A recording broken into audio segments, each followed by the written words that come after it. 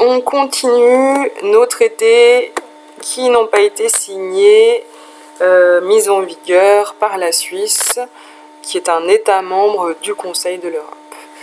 Ok, 119, traité 119, Convention européenne sur les infractions visant des biens culturels.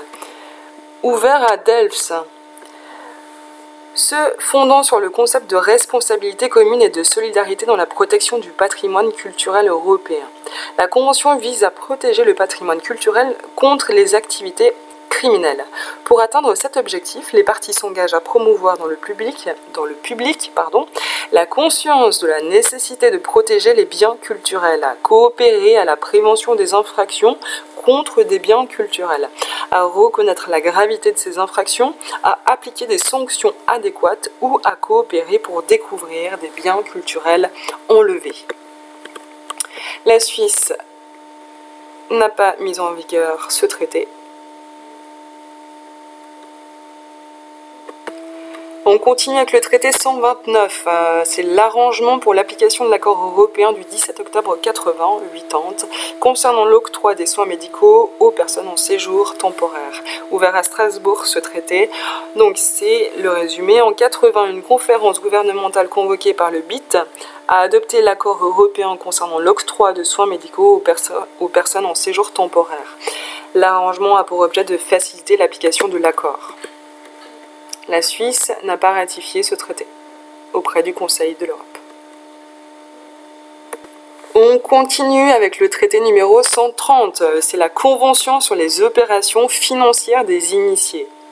Ouvert à Strasbourg, la Convention instaure une assistance mutuelle par la communication d'informations entre les administrations nationales chargées de surveiller les opérations en bourse afin de découvrir et d'identifier à temps la préparation d'opérations irrégulières par des initiés.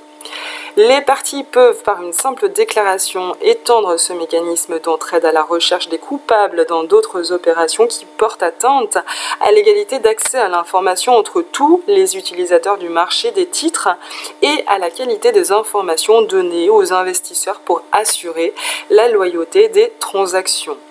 On parle de montage financier frauduleux, de manipulation des cours en bourse, de blanchissage de fonds d'origine criminelle, etc. Les parties s'engagent à s'accorder mutuellement l'aide judiciaire la plus large possible visant des infractions impliquant des opérations financières d'initiés. La Suisse n'a rien signé.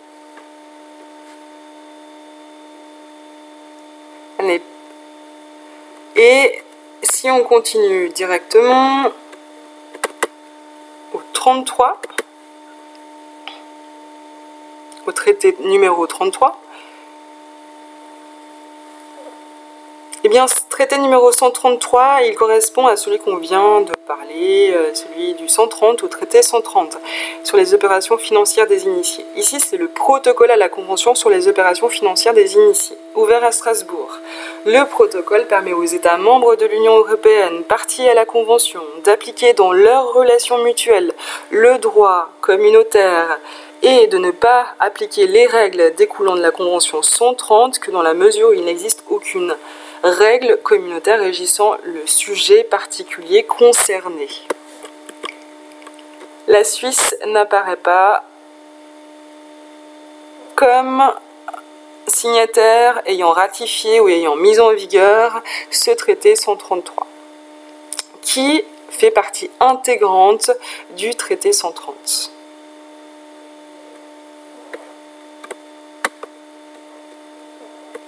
Je sais que tu te souviens, pour la protection des émissions de télévision, eh bien, traité 131, en lien avec ce traité 34 sur la protection des émissions de télévision, on a ce troisième protocole additionnel au protocole à l'arrangement européen pour la protection des émissions de télévision.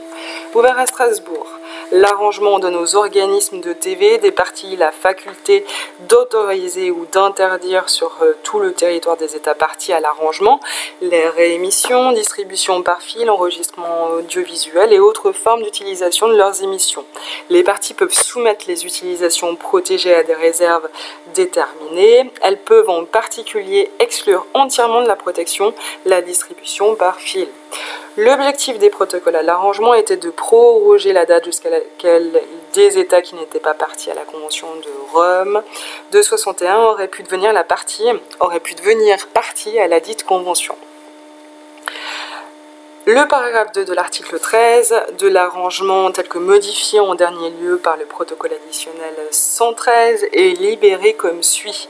À partir du 1er janvier 90, aucun État ne pourra demeurer ou devenir partie au présent arrangement à moins d'être également partie à la Convention internationale sur la protection des artistes, interprètes ou exécutants, des producteurs de phonogrammes et des organismes de radiodiffusion, signée à Rome le 26 octobre 61. La Suisse n'a pas ratifié ce traité. On continue le traité 136, Convention européenne sur certains aspects internationaux de la faillite. Ouvert ce traité à Istanbul, la Convention prévoit les mécanismes suivants. Dans le cas où les biens du failli seraient situés sur le territoire de plusieurs parties, la Convention offre deux possibilités. Elle permet au syndic nommé dans l'état d'ouverture de la faillite d'exercer directement certains de ses pouvoirs. Administration, gestion et disposition des biens du débiteur dans les pays où les biens du failli se trouvent. Le syndic doit se conformer à la loi nationale de l'État dans lequel il veut agir. B. Elle permet l'ouverture de faillites secondaires. Une faillite secondaire peut être ouverte dans toute autre partie dans laquelle le failli possède des biens et sans qu'il soit nécessaire d'établir son insolvabilité sur le plan local. La simple référence à l'existence de la faillite principale déjà existante suffira. La faillite secondaire est régie par la loi nationale de l'État où elle est ouverte. Dans le cas où les créanciers seraient dispersés sur le territoire de plusieurs parties, la Convention prévoit des mesures d'information de ces créanciers et leur permet de produire facilement et avec peu de formalité leurs créances dans la faillite ouverte dans un autre État. La Suisse n'a pas mis en vigueur ce traité. Traité 139, Code européen de sécurité sociale. Celui-ci, on l'a déjà vu, et là, c'est le révisé, la version révisée. Ouvert à Rome, le Code européen de sécurité sociale révisé complète et améliore les dispositions du Code européen de sécurité sociale en lien avec le traité 48. Comme le texte précédent, le code révisé définit des normes européennes et fixe des seuils minima de protection que les États doivent garantir dans des domaines tels que les pensions de vieillesse, le chômage, l'invalidité, les soins médicaux, etc.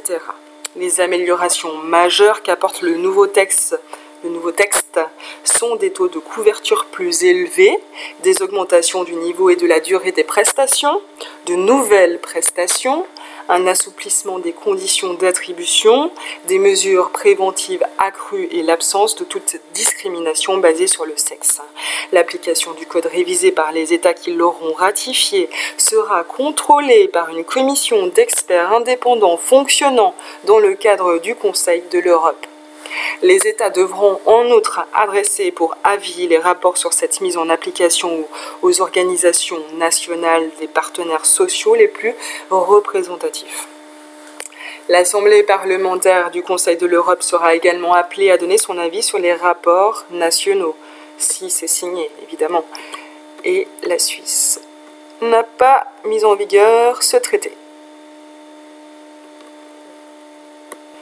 Traité 144, Convention sur la participation des étrangers à la vie publique au niveau local, ouvert à Strasbourg. Cette convention vise à améliorer l'intégration des résidents étrangers dans la vie des collectivités locales.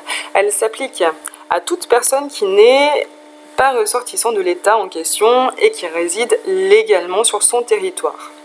La Convention prévoit que les parties s'engagent à garantir aux résidents étrangers, aux mêmes conditions qu'à ses propres ressortissants, les droits classiques à la liberté d'expression, à la liberté de réunion pacifique et à la liberté d'association. y compris le droit de fonder des syndicats et de s'y affilier.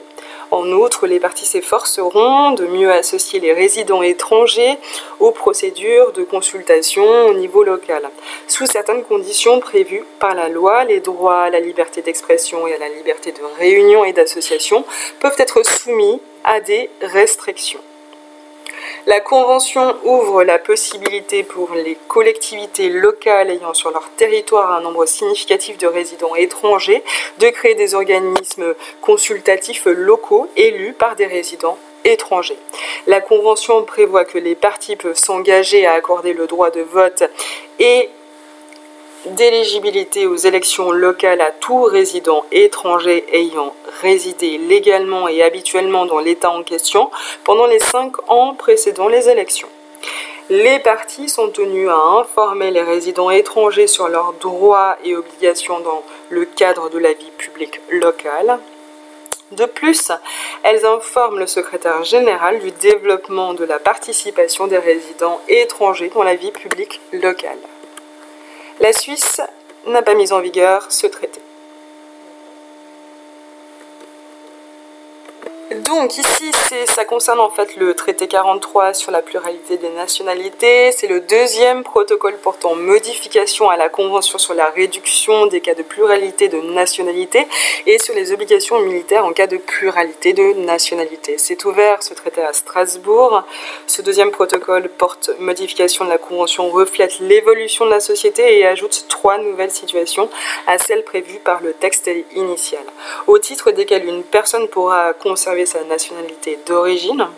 Il s'agit des migrants de la deuxième génération, des époux de nationalités différentes et des enfants mineurs dont les parents ont une nationalité différente.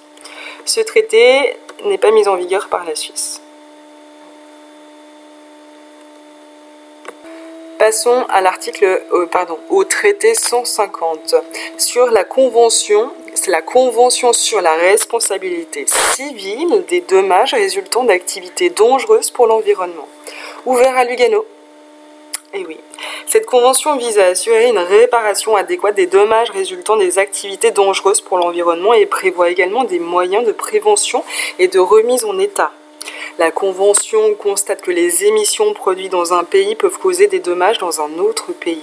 Par conséquent, elle considère qu'une réparation adéquate de ce genre de dommages revêt aussi un caractère international. La Convention définit d'abord la signification de certains termes techniques comme activité dangereuse, substance dangereuse, organisme génétiquement modifié, etc. Le système établi par la Convention est fondé sur la responsabilité objective, se référant au principe du pollueur-payeur. Des règles spécifiques sont toutefois prévues en ce qui concerne la faute de la victime, la causalité, la solidarité en cas de pluralité, d'installation ou de site et la sécurité financière obligatoire à laquelle les exploitants sont tenus de participer. La Convention prévoit que les personnes intéressées ont droit à l'accès aux informations détenues par les autorités publiques. La Convention a établi un comité permanent qui est responsable notamment pour l'interprétation et la mise en œuvre de la Convention. Ce comité pourra adopter des recommandations concernant la mise en œuvre de la Convention et proposer des amendements nécessaires à la Convention. La Suisse n'a pas mis en vigueur ce traité.